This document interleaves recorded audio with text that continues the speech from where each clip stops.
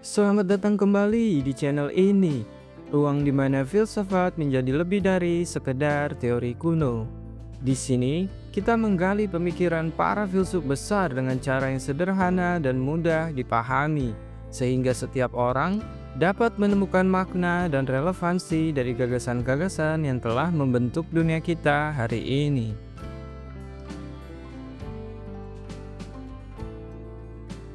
Ini adalah episode keempat dalam seri para filsuf dari era prasokratik.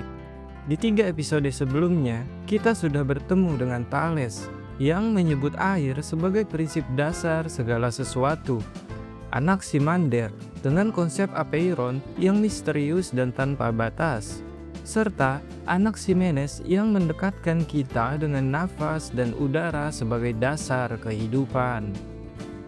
Kini, kita melangkah ke tokoh yang tidak kalah unik, bahkan jauh lebih ikonik, Pythagoras. Saat mendengar nama Pythagoras, mungkin yang langsung terlintas di kepala kita adalah rumus segitiga. A kuadrat ditambah B kuadrat sama dengan C kuadrat. Sebuah rumus matematika yang jadi momok di sekolah, atau justru jadi pintu masuk bagi sebagian orang untuk menyukai logika. Tapi sebenarnya, Pythagoras lebih dari sekedar ahli hitung. Ia adalah pemimpin spiritual, filsuf angka, pendiri komunitas rahasia, dan juga seorang tokoh yang hidup di antara legenda dan kenyataan. Menariknya, banyak hal yang ia pikirkan lebih dari 2500 tahun lalu, ternyata masih bergaung sampai hari ini, baik dalam ilmu pengetahuan, musik, pola pikir, bahkan dalam cara kita memahami kehidupan yang tertata maupun yang kacau.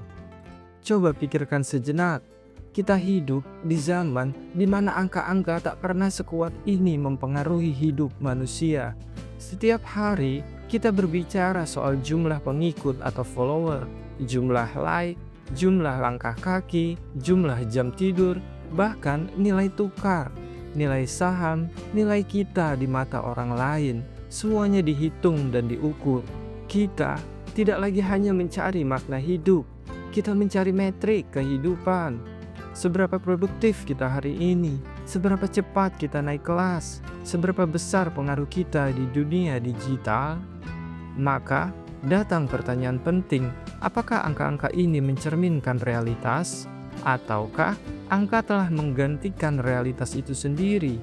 Pythagoras bukan hanya bilang bahwa angka itu penting, ia percaya bahwa angka adalah struktur dasar alam semesta, bahwa segala sesuatu dari gerakan bintang, suara musik, hingga wujud makhluk hidup punya pola tersembunyi, dan pola itu bisa kita baca lewat bilangan. Di dunia modern, kita menyebutnya data.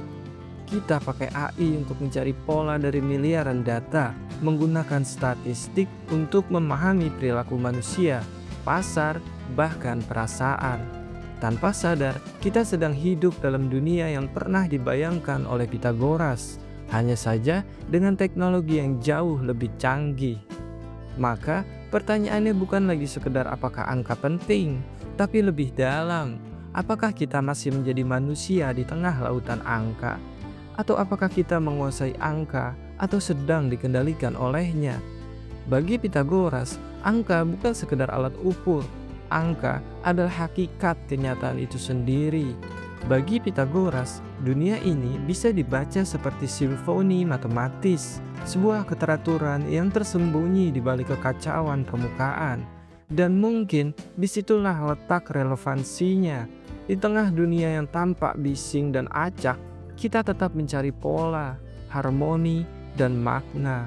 Untuk itu, dalam video ini, kita akan menyusuri jejak Pythagoras dalam 8 bab utama, mulai dari kisah hidupnya, ajaran filosofis, pandangan tentang angka dan musik, hingga etika hidup, komunitas rahasia, tragedi politik, warisan pemikiran, dan dimensi paling mistis yang membentuk legenda dirinya. Karena seperti kata orang bijak, sebelum memahami gagasannya, kenali dulu jejak langkahnya.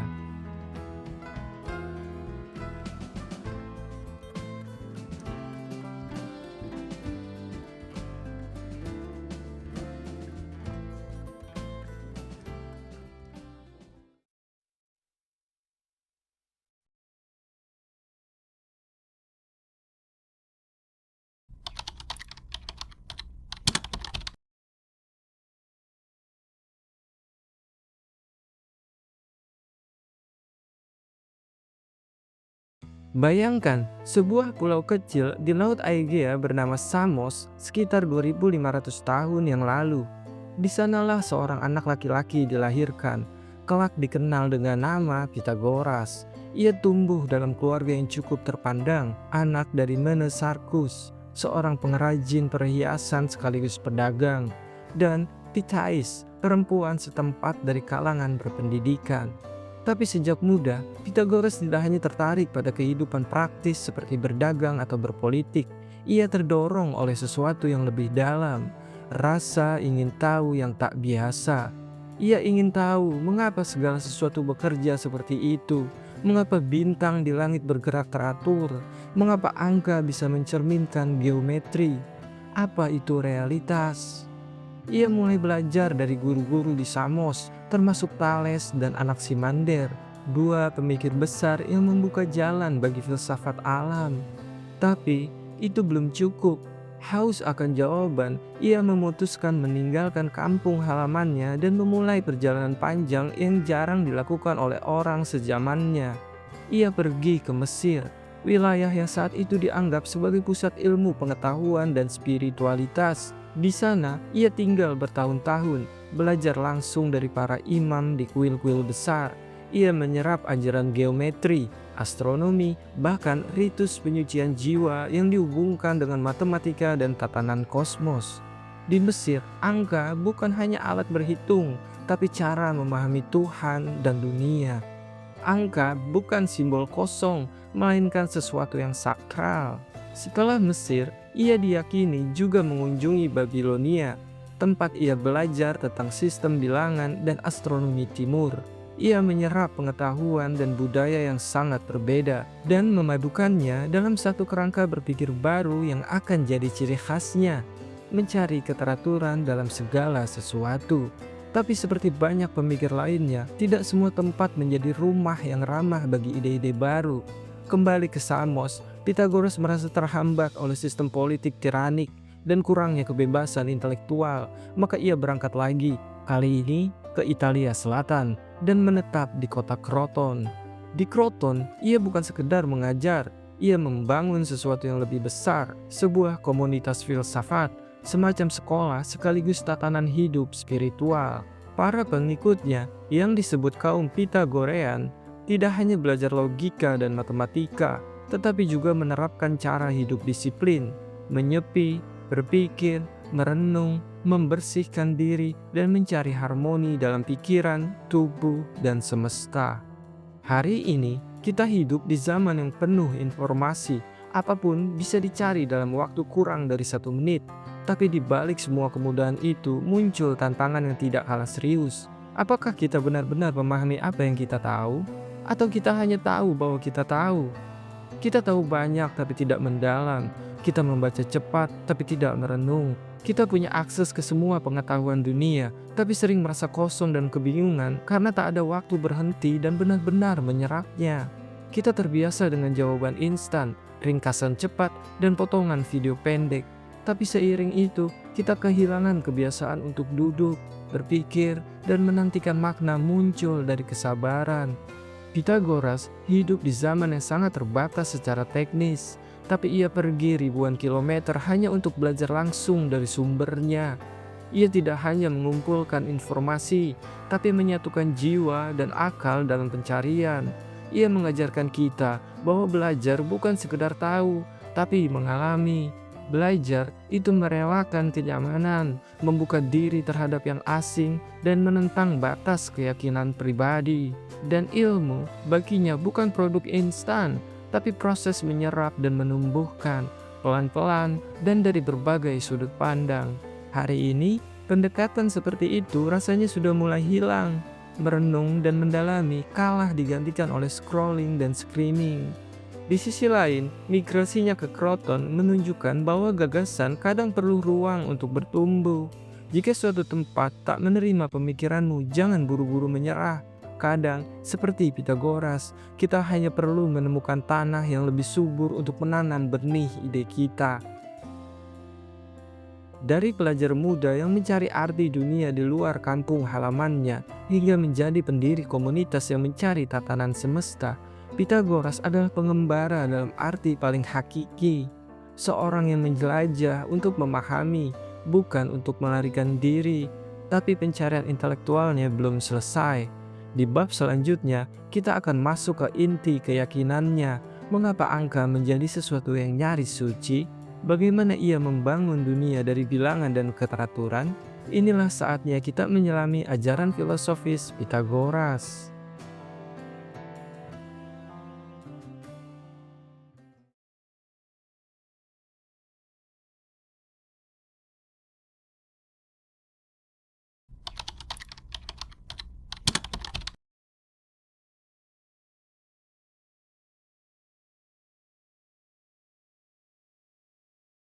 Apa jadinya jika dunia ini bukan dibangun dari batu atau tanah, bukan dari api, udara, atau air, melainkan dari angka?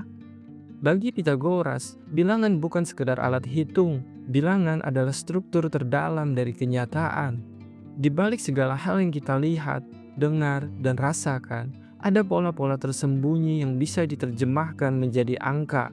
Dan karena itu, menurutnya, memahami dunia berarti membaca angka-angka yang mengaturnya. Ini bukan sekedar gagasan aneh, ini adalah revolusi cara pandang. Misalnya, angka 1 bagi Pitagoras adalah asal segalanya, keesaan, permulaan, dan sumber.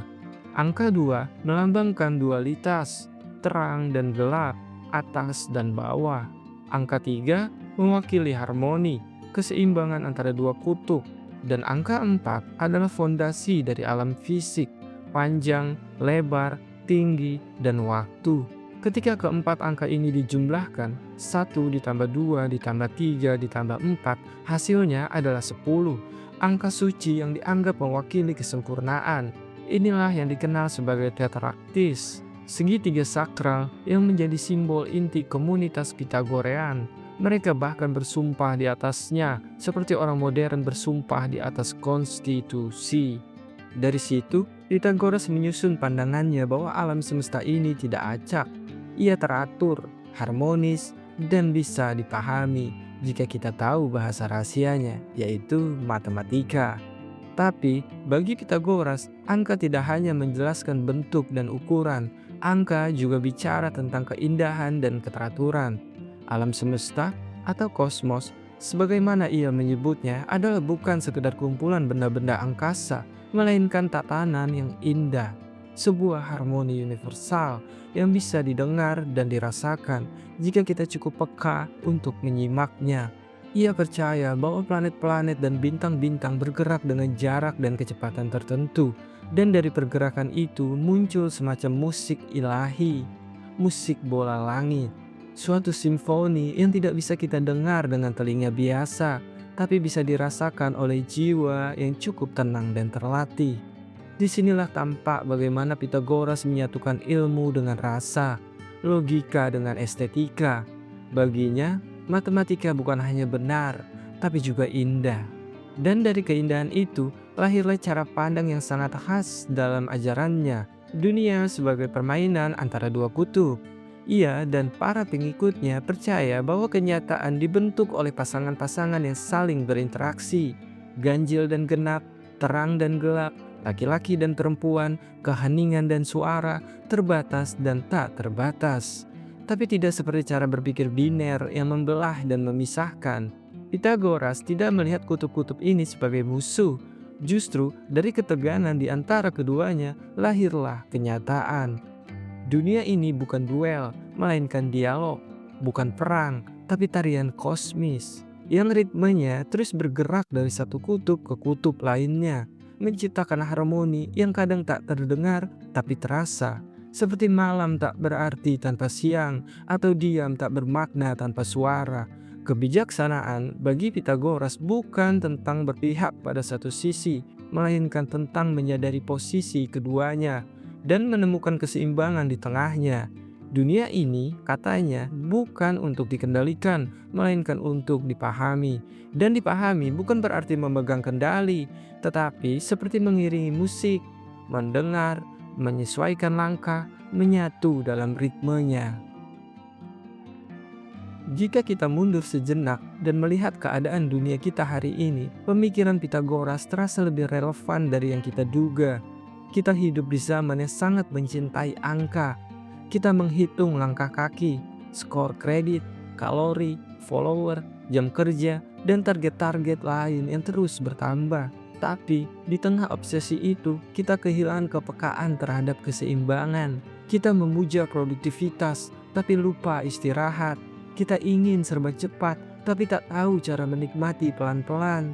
Kita tahu berapa banyak yang kita miliki, tapi tak tahu berapa banyak yang kita butuhkan. Kita tahu angka, tapi kehilangan rasa. Kita mengejar efisiensi, tapi kehilangan yang esensial. Inilah tragedi modern. Dunia yang sangat terukur, tapi tidak lagi selaras. Pitagoras dari ribuan tahun lalu seperti berbisik kepada kita bahwa angka hanyalah alat. Yang penting adalah bagaimana kita memaknainya. Ia mengingatkan bahwa harmoni sejati lahir dari keseimbangan antara hal-hal yang saling bertentangan, antara kerja dan jeda, antara logika dan intuisi, antara struktur dan spontanitas. Jika kita hanya menari dengan satu kaki, mengikuti angka, target, dan grafik semata, kita akan kehilangan irama. Tapi jika kita berani berhenti sejenak, mendengar suara diam, merasakan ketidakteraturan, dan menerima ketidaktahuan, barulah kita bisa menemukan keseimbangan yang selama ini hilang. Maka, barangkali pelajaran terbesar dari Pitagoras bukan tentang angka itu sendiri, tapi tentang bagaimana hidup dengan seimbang, bagaimana menerima bahwa hidup ini bukan hanya tentang kepastian, tapi juga tentang keraguan, bukan hanya tentang kontrol, tapi juga tentang keikhlasan. Dan di tengah dunia yang penuh grafik, skor, metrik, dan algoritma, mungkin tindakan paling radikal hari ini adalah mengambil jeda, memeluk kebingungan, dan mendengarkan suara sunyi yang bisa menuntun kita kembali pada harmoni yang tak terlihat. Pitagoras mengajak kita melihat realitas dengan cara yang sangat berbeda, bahwa dunia ini bukan sekedar kumpulan benda acak, tapi tatanan angka yang penuh makna. Tapi, bagaimana gagasan-gagasan itu diterapkan secara konkret? Di bab selanjutnya, kita akan menyelami kontribusi Pitagoras dalam bidang yang paling dikenal hari ini, matematika. Mulai dari teorema segitiga, hingga temuan bilangan irasional yang mengguncang keyakinannya sendiri.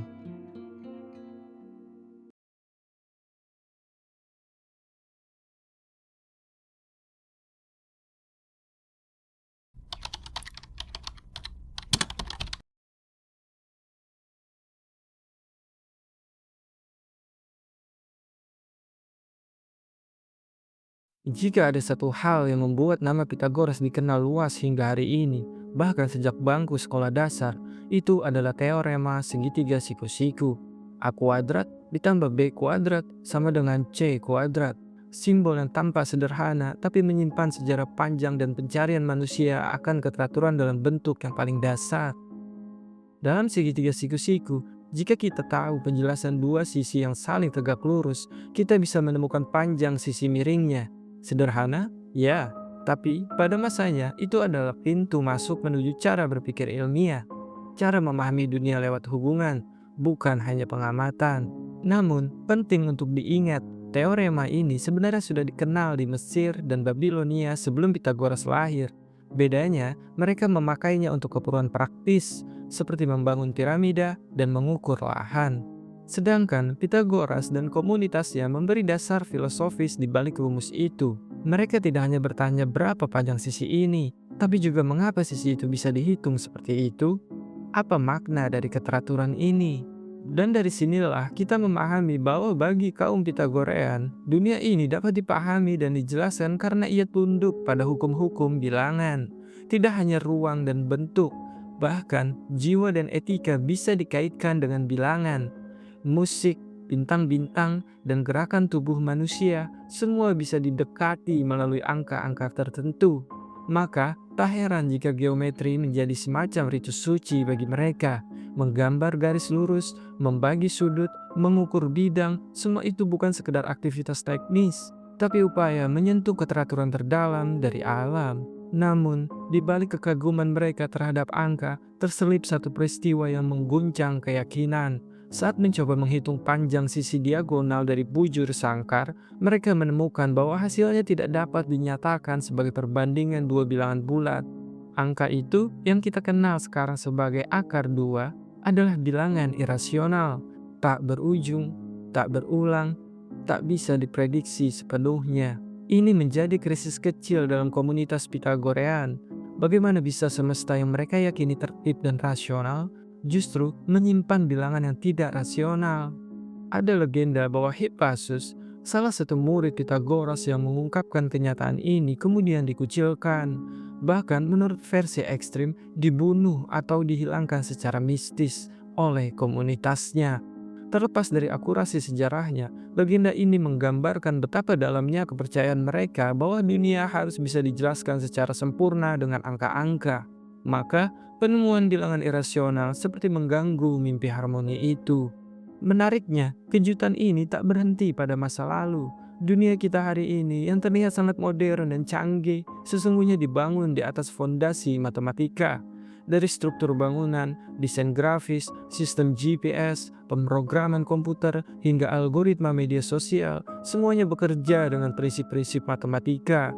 Tapi ironisnya, semakin banyak kita hidup dengan angka, semakin sedikit kita merenungi angka itu sendiri. Kita tahu cara menggunakan rumus, tapi jarang bertanya apa maknanya. Kita diajari bagaimana menyelesaikan soal matematika, tapi tidak diajak melihat keindahan keteraturan di balik rumus itu.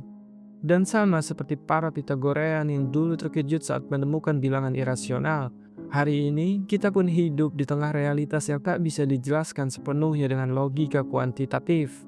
Kita bisa mengukur segalanya, waktu, tekanan darah, suhu tubuh, bahkan emosi melalui data. Tapi apakah itu cukup untuk memahami hidup? Disinilah letak pelajaran yang lebih dalam dari Pitagoras.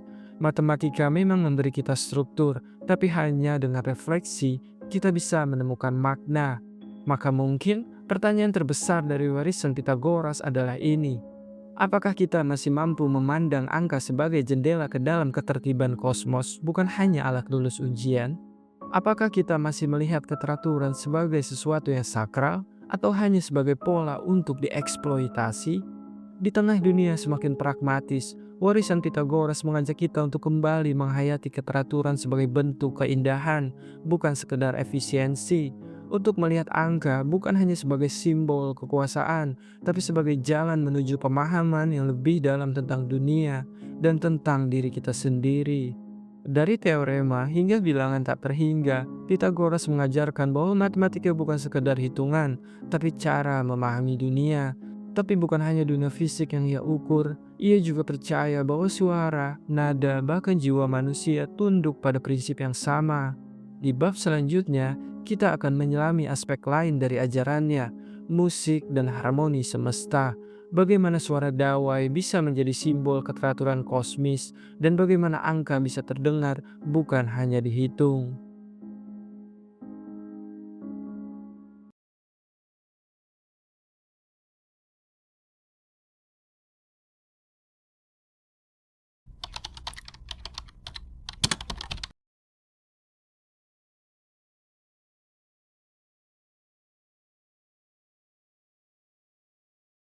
Bayangkan, kau memetik seutas dawai, suara pun keluar, lembut, tajam, atau gemetar. Tapi tahukah kamu bahwa nada itu sebenarnya bisa diukur, dijelaskan, bahkan diprediksi dengan angka? Disinilah letak keajaiban dari cara berpikir Pitagoras. Ia tidak hanya melihat keteraturan pada bentuk atau bangun ruang, tapi juga pada suara. Ia melakukan sesuatu yang sederhana tapi jenius, mengamati dawai yang ditegangkan. Ternyata, dawai panjang dan pendek menghasilkan suara yang berbeda. Lebih dari sekedar perbedaan fisik, Pitagoras menemukan bahwa perbedaan suara itu mengikuti rasio matematis tertentu. Dawai dalam perbandingan panjang 1:2 menghasilkan nada yang terdengar seperti oktav. Perbandingan 2:3 menghasilkan quint, dan 3:4 menghasilkan quart. Baginya, ini bukan hanya soal akustik, ini adalah bukti mendalam bahwa semesta tunduk pada bilangan, bahwa suara, sesuatu yang tampak tak berwujud dan mengalir bebas, ternyata memiliki aturan yang bisa ditulis dalam angka. Dan penemuan sederhana itu lahir gagasan mistis dan agung, musik bola langit. Sebuah simfoni tak terdengar yang dimainkan oleh planet-planet dan bintang-bintang. Menurut Pythagoras, benda-benda langit tidak hanya bergerak dalam orbit tertentu, tapi juga menciptakan harmoni. Tidak terdengar oleh telinga biasa, tapi bisa dirasa oleh jiwa yang selaras. Semesta, katanya, tidak sunyi, ia menyanyi. Dan manusia, jika hidup dalam keseimbangan dan keteraturan, bisa ikut menyanyi bersama semesta itu. Harmoni bukan hanya terjadi di luar sana, di langit dan benda angkasa. Ia juga hadir di dalam diri. Pythagoras percaya bahwa musik bisa menyelaraskan jiwa, bahkan menyembuhkannya. Ia dan para pengikutnya menggunakan nada dan irama sebagai semacam terapi. Pagi hari mereka memainkan musik untuk membangkitkan semangat. Menjelang tidur, mereka menggunakan musik untuk menenangkan batin. Seperti seorang dokter yang tahu dosis, mereka meracik bunyi dengan penuh presisi. Dan bagi mereka, musik bukan pelarian dari hidup, tapi jalan menuju kehidupan yang lebih jernih. Dan kini, mari kita menengok dunia modern, zaman yang paling bising sepanjang sejarah manusia. Notifikasi berdering, iklan muncul tanpa henti, musik cepat memompa adrenalin, suara kendaraan, bahkan dengung digital yang tak kita sadari. Kita mendengar terlalu banyak, tapi apakah kita masih mampu benar-benar mendengarkan? Kita punya akses ke jutaan lagu dalam satu genggaman, tapi seberapa sering kita menyelam dalam satu lagu sampai terasa ke dalam nafas? Seberapa sering kita membiarkan musik menjadi ruang diam yang membersihkan isi kepala? Lebih dari itu, seberapa selaras kita dengan diri kita sendiri? Di tengah kebisingan ini, ajaran Pythagoras bukan hanya kuno, tapi terasa sangat relevan. Ia tidak mengajarkan kita untuk menolak suara, tapi untuk menemukan harmoni di dalamnya. Ia tidak menyuruh kita diam, tapi mengajak kita mendengarkan dengan jiwa. Bahwa hidup yang baik bukanlah hidup yang cepat, keras, atau penuh target, tapi hidup yang mengalun seperti simfoni. Di era di mana teknologi audio semakin canggih, AI bisa menciptakan musik, dan semua hal bisa didigitalisasi. Barangkali pertanyaan pentingnya adalah bagaimana kita bisa membedakan antara bunyi dan harmoni? Apakah kita masih bisa merasa selaras di tengah irama yang tak pernah berhenti? Barangkali hari ini yang kita butuhkan bukan sekedar speaker yang besar, headphone yang lebih mahal, atau playlist yang lebih panjang, tapi latihan untuk mendengarkan kembali, untuk menghayati jeda, untuk menyetar ritme batin, bukan sekedar mengikuti tempo dunia. Bagi Pythagoras, angka bukan hanya simbol, musik bukan hanya hiburan, keduanya adalah jalan menuju keteraturan jiwa. Ia percaya bahwa hidup yang baik bukan sekedar hidup yang cerdas, tapi hidup yang terdengar indah. Dan jika musik bisa menyelaraskan tubuh dan jiwa, maka di bab berikutnya kita akan menyelami bagaimana ajaran Pythagoras tentang etika dan kehidupan sehari-hari menjelma menjadi gaya hidup yang ketat, disiplin, dan penuh makna.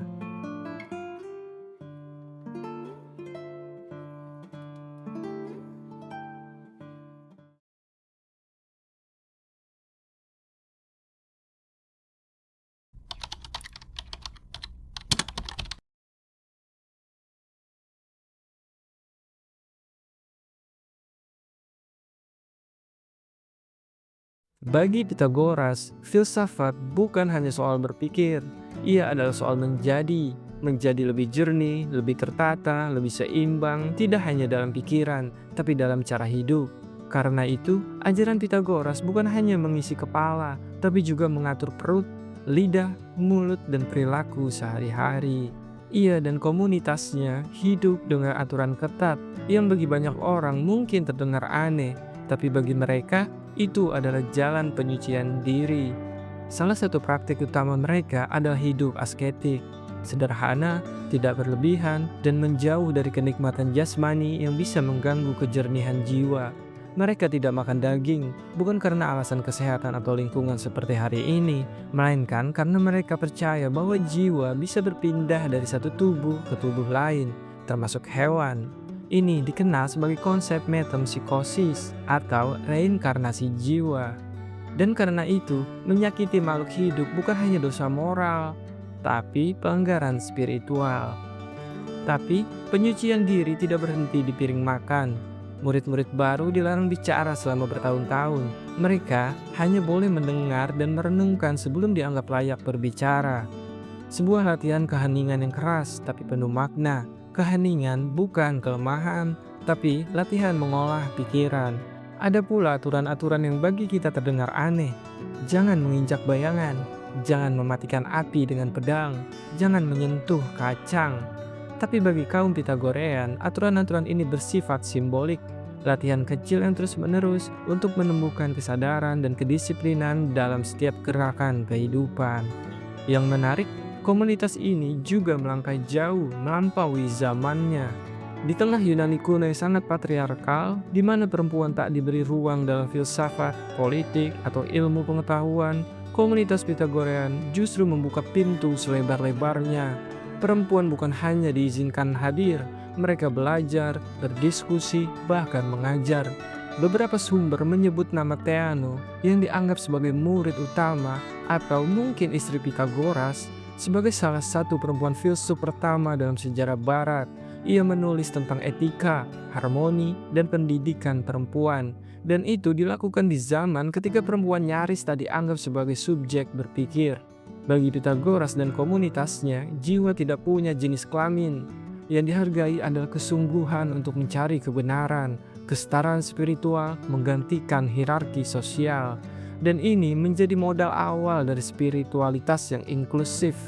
Perempuan diajak menempuh jalan yang sama beratnya, sama seriusnya, bukan sebagai pengecualian, tapi sebagai rekan sejati dalam perjalanan menyucikan jiwa. Mari sejenak menengok ke dunia kita hari ini. Perjuangan perempuan belum selesai. Bahkan dalam masyarakat modern, perempuan masih harus bekerja 2 kali lebih keras untuk mendapatkan pengakuan yang sama. Masih ada ruang-ruang yang hanya bisa dimasuki dengan bias dan stereotip. Maka, apa yang dilakukan oleh komunitas Pitagorean ribuan tahun lalu bukan hanya mengejutkan, tapi juga menjadi inspirasi. Bahwa akses terhadap kebenaran adalah hak setiap jiwa.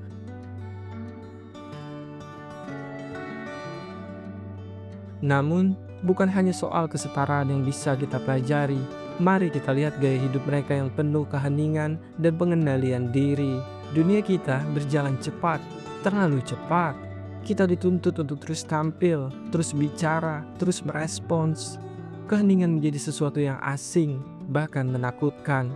Padahal, justru di sanalah ruang penyembuhan jiwa bersembunyi. Kita mengejar produktivitas tanpa jeda. Kita ingin hidup efisien, tapi lupa menjadi manusia. Kita menuntut banyak dari luar, padahal kita tak pernah diam untuk mendengar suara dari dalam.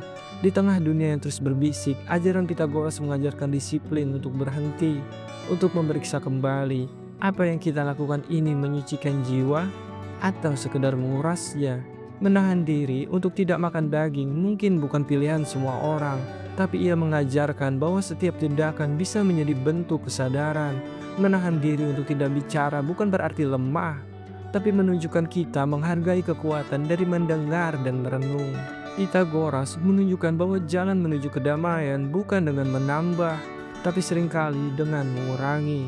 Mengurangi kebisingan, mengurangi nafsu, mengurangi distraksi, dan dari kekurangan itulah kita menemukan makna yang cukup. Hidup tak selalu besar, mencolok, atau cepat. Terkadang, hidup yang sederhana dan tertata justru paling dekat dengan kebenaran. Dalam komunitas Pitagorean, hidup bukan hanya untuk dijalani, tapi untuk disucikan dengan makanan, dengan diam, dengan irama, dan dengan angka. Tapi tentu saja, hidup dalam komunitas tertib bukan tanpa tantangan. Di bab berikutnya, kita akan melihat bagaimana komunitas yang hidup seperti biksu matematis ini akhirnya bertemu dengan konflik besar ketika idealisme mereka berbenturan dengan kekuasaan dan politik. Dan seperti banyak komunitas idealis dalam sejarah, akhir mereka tak selalu damai.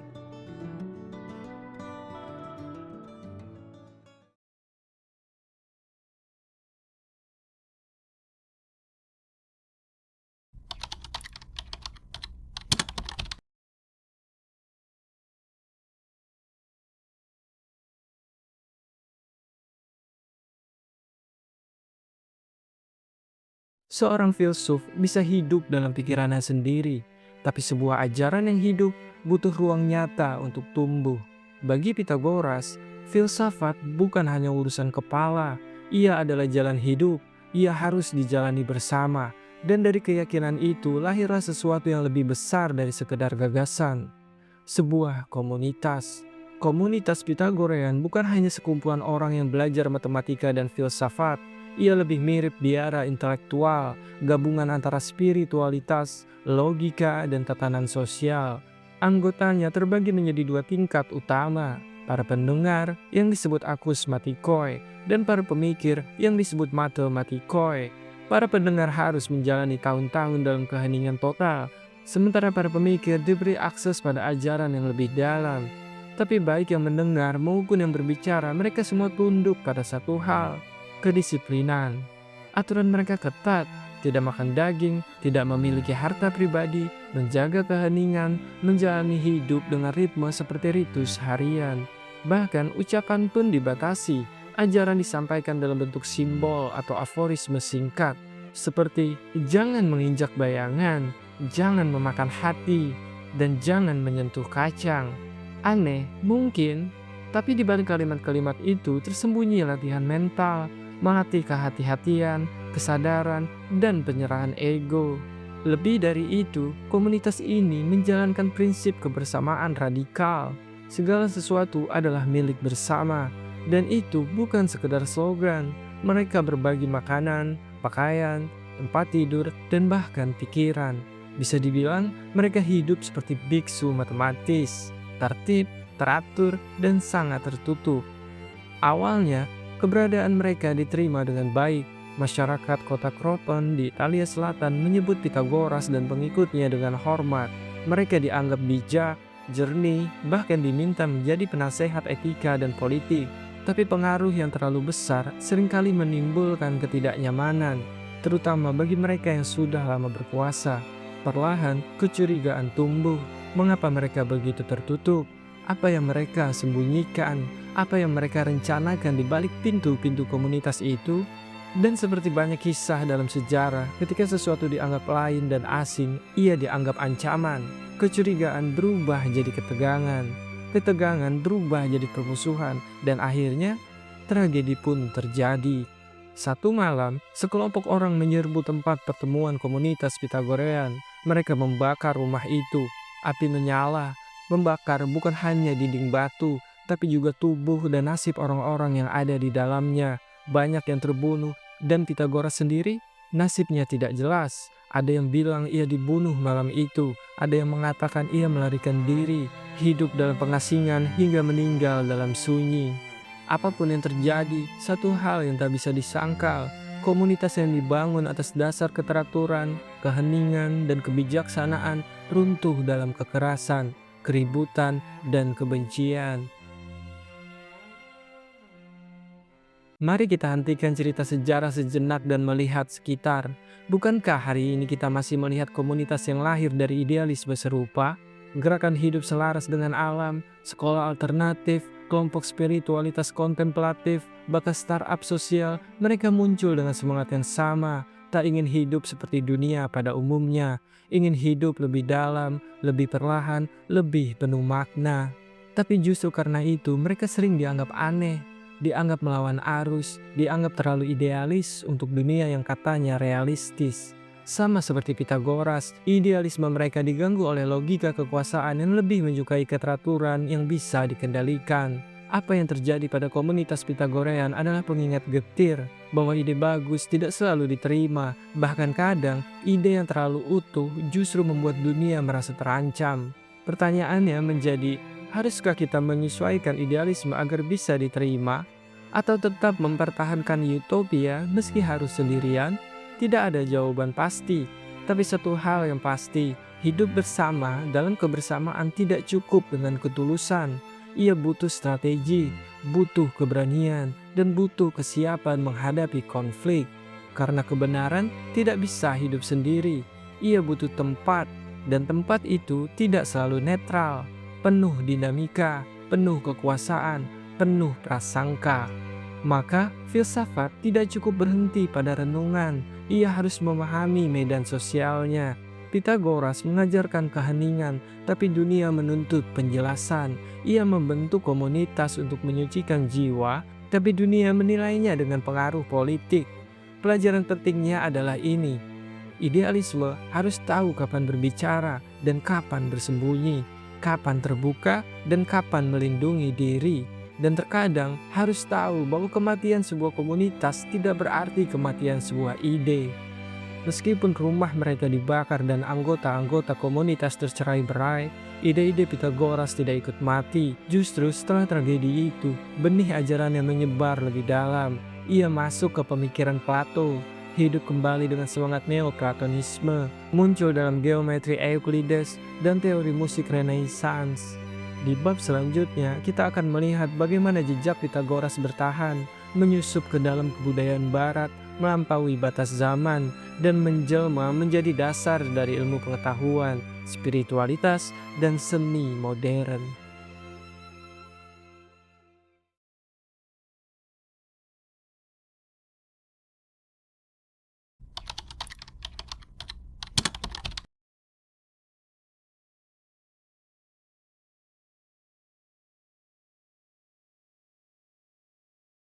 Ada banyak nama dalam sejarah filsafat, tapi hanya sedikit yang bertahan lintas zaman, lintas bidang, dan bahkan lintas budaya.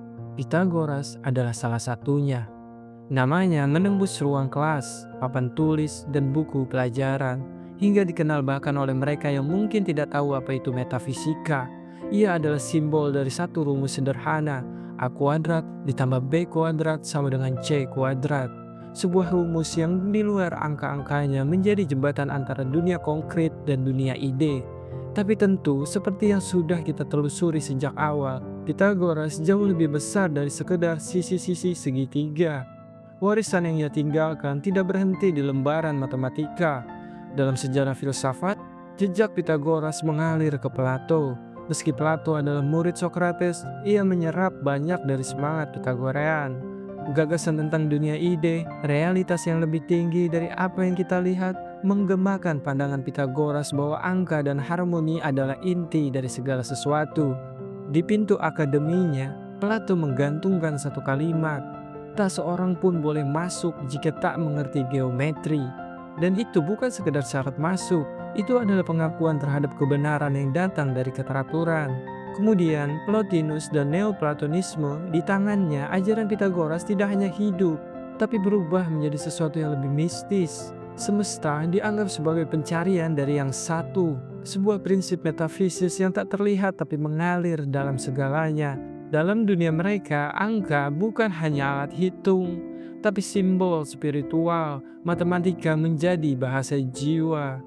Di luar filsafat, Pythagoras berdiri tegak dalam tradisi matematika. Teoremanya menjadi dasar dari geometri Euclides, tapi ia juga meletakkan dasar etika pada bilangan. Bilangan bukan hanya benda mati, mereka memiliki makna, memiliki jiwa, bahkan memiliki keindahan. Itulah mengapa Kepler, Newton, bahkan fisikawan modern seperti Roger Penrose masih berbicara tentang keindahan matematika. Karena bagi mereka dan bagi Pythagoras sebelumnya, harmoni bukan hanya estetika, ia adalah kebenaran yang bisa dirasakan. Dan musik, eksperimen Pythagoras dengan senar dan rasio panjangnya menjadi fondasi ilmu akustik. Tapi lebih dari itu, ia membawa musik ke wilayah kosmologis. Ia percaya bahwa planet-planet bergerak dalam keteraturan tertentu, dan dari pergerakan itu lahirlah simfoni agung.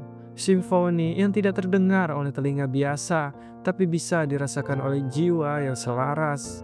Itu sebabnya arsitektur Renaissance, karya seni, dan irama spiritual masih mencerminkan semangat Pythagorean, di mana keindahan lahir dari keseimbangan angka. Maka muncul pertanyaan, apa yang membuat warisannya begitu abadi? Mungkin karena ia tidak hanya memberi kita rumus, tapi memberi kita cara pandang dunia. Ia mengajarkan bahwa dunia bukan acak, bukan sekedar benturan kebetulan, melainkan sesuatu yang punya pola, ritme, dan keteraturan. Dan dalam zaman modern, saat dunia terasa semakin kacau, saat informasi berserakan dan suara makin bising, kita seperti kehilangan pusat. Lalu diam-diam warisan Pythagoras mengetuk. Jangan lupa, ada hukum yang lebih dalam dari tren. Ada harmoni yang lebih abadi dari suara terbising. Saat kita tenggelam dalam data, grafik, statistik, dan algoritma, ia mengingatkan bahwa angka bisa menyentuh sisi spiritual, bahwa kebenaran itu bukan hanya hasil dari perhitungan, tapi juga dari rasa, dari kesinambungan, dari hidup yang teratur dan terhayati. Dan mungkin dari rasa kagum, ya rasa kagum bahwa di balik semua kekacauan hidup, mungkin ada harmoni yang tersembunyi. Bahwa hidup, seaneh dan setajam apapun sudutnya, masih bisa membentuk segitiga yang tepat. Dan dalam segitiga itu, kita bisa menemukan tempat untuk berdiri, atau paling tidak, untuk memahami. Warisan Pitagoras terus hidup dalam kelas matematika, dalam orkestra simfoni, dalam bangunan kuno yang seimbang, dalam filsafat yang mengangkat kepala ke langit, dalam sains modern yang mencari pola tersembunyi. Tapi mungkin warisan terbesarnya adalah ini. Ia tidak pernah berhenti mengajarkan kita untuk menyatukan pikiran, jiwa, dan dunia dalam satu irama yang kita sebut hidup. Dan perjalanan ini belum selesai. Di bab terakhir, kita akan masuk ke wilayah yang lebih samar. Mitos, legenda, dan dimensi spiritual dari sosok Pitagoras.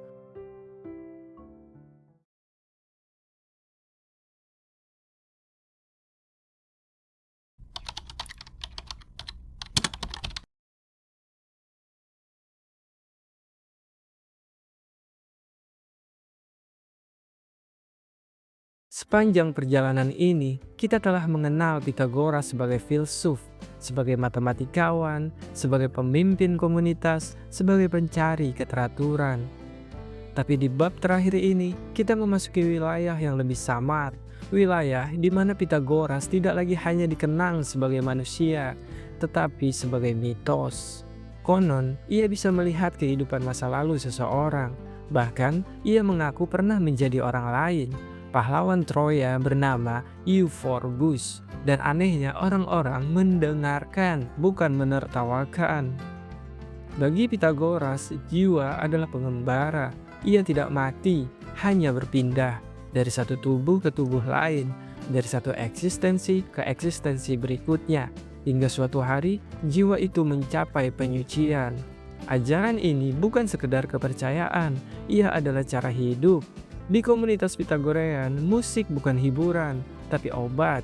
Nada-nada tertentu dimainkan di pagi hari untuk membangkitkan semangat. Nada lainnya diputar saat malam tiba untuk menenangkan batin. Frekuensi dan ritme bukan sekedar bunyi, melainkan jembatan antara tubuh dan semesta.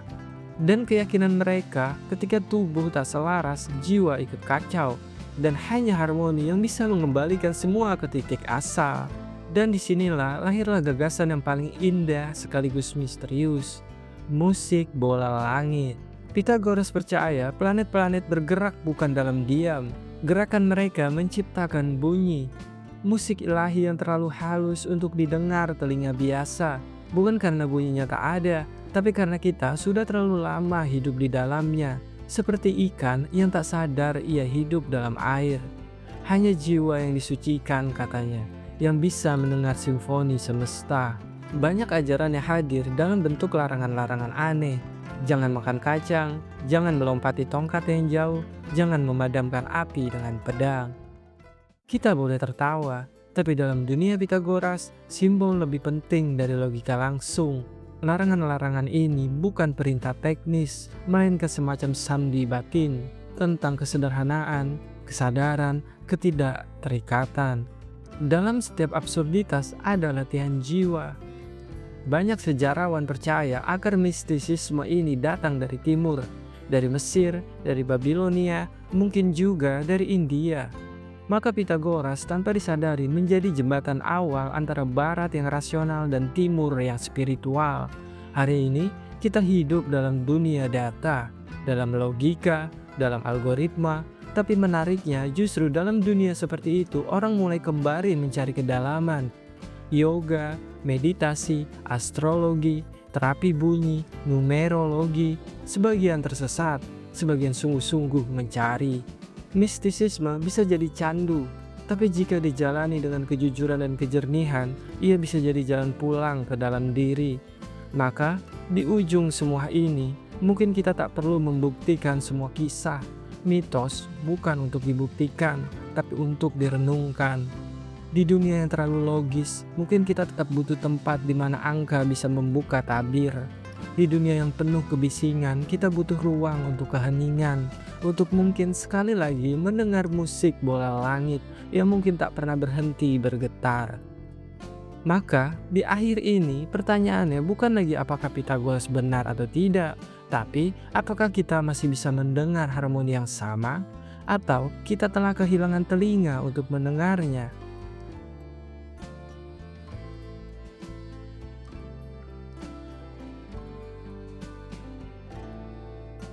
Kita telah berjalan jauh dari angka menuju semesta, dari geometri menuju jiwa, dari logika menuju keheningan.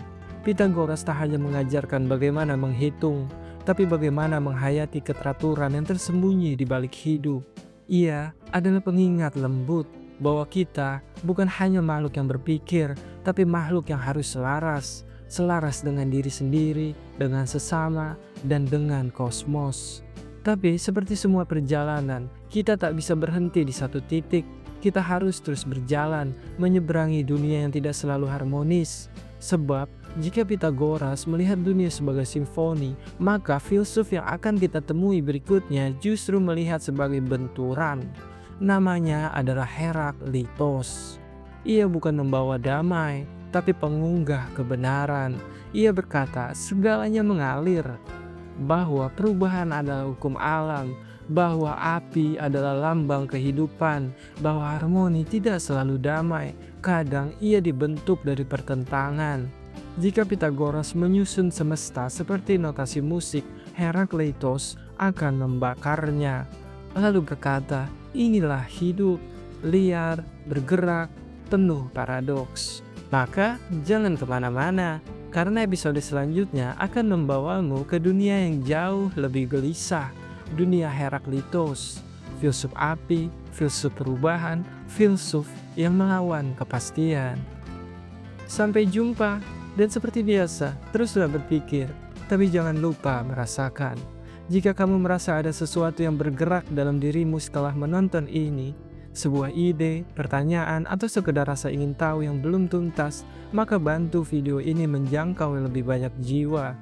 Klik like, bagikan ke teman yang butuh makna, dan subscribe agar kamu tidak tertinggal ketika pikiran-pikiran lain mulai bergaung di episode selanjutnya. Karena filsafat bukan milik ruang kuliah, ia milik semua yang masih berani mempertanyakan dunia dan dirinya sendiri.